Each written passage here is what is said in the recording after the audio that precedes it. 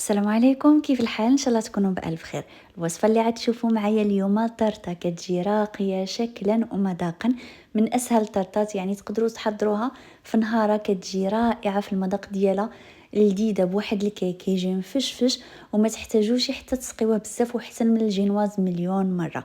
فنخليكم تعرفوا على الوصفه ديالنا ديال اليوم، فرجه ممتعه.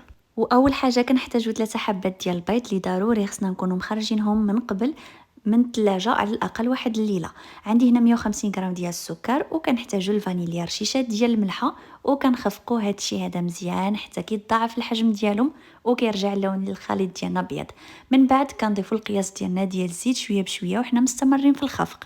بالنسبه للقياس ديال الزيت 125 غرام.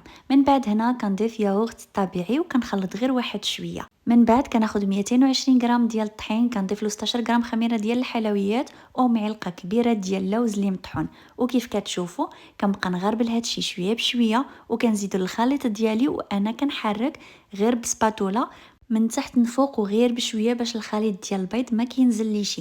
كنبقاو مستمرين هيدا حتى كنكملوا او كنغربلوا الخليط ديالنا كامل وكنمزجوه. عندي هنا القالب اللي مدهون بالزبده مرشوش بشويه ديال الطحين، وكنفضو من الطحين الزايد وكنعمل فيه الخليط ديالي، وكندخلوه للفران باش يطيب على درجه حراره 190. الفران مشعل غير من تحت حتى كيتنفخ الكيك، عاد كنشعل عليه من فوق. الكيك ديالي كيطيب، كناخذ هنا كريمه الخفق من اولا اللي خصها تكون بارده مزيان، وكنطلعها غير بوحديتها هيداك، غير هي خصها تكون بارده مزيان. الكيك من بعد ما كيطيب كنغلفوه ونخليوه يبرد على الخطر ديالو. من بعد كنقسموه، كنسقيه هنا بالسيرو ديال السكر والماء اللي كنغليوهم وكنعملوا فيهم الفانيليا.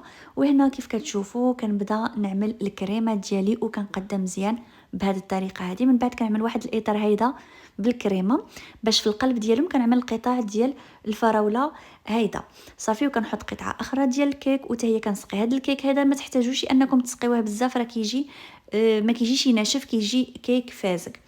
كنعمل عاوتاني كيف قلت لكم كنسقيوها شويه، ونفس الشيء كما عملت مع الطبقه الاولى كنعمل مع الطبقه الثانيه. كنقدد الكريمه، كنرجع نعمل واحد الحشيه هيدا دايزه في الكريمه، وكنعمر من داخل بالفراوله والقطعه الاخيره ديال الكيك بهذه الطريقه، وحتى هي كنسقيها واحد شويه، وكنرجع نغلف الطرطه ديالي كامله بالكريمه وانا كنقادد. المهم الا ما كانتش يدكم متعوده على الطرطات، غير بشويه عليكم خدموها حتى كتغلفوها كامله وكتزولوا منها الكريمه اللي زايده. انا النص غنعملو بجوز الهند كوكو اللي كيكون خاص ديال التزيين، كيكون حرش وناشف.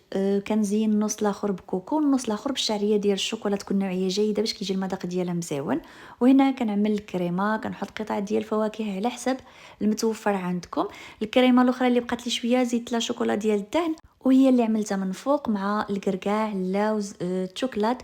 وهذا هو الشكل النهائي ديال الطرطه ديالي، راه كتجي رائعه شكلا ومذاقا وكتجي لذيذه بزاف وسهله. كيف شفتوا راه من الطرطات اللي كتوجد في النهار ديالها، يعني ما تحتاجوش شي تحضيرات مسبقه. نتمنى تنال الاعجاب ديالكم، تلاقاو في وصفه جديده غدا ان شاء الله.